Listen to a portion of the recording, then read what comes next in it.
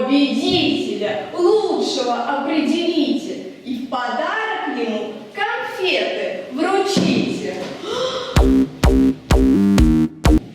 Давайте конфеты вручим Петрову, а он с нами поделится по-любому. Хорошо, хорошо.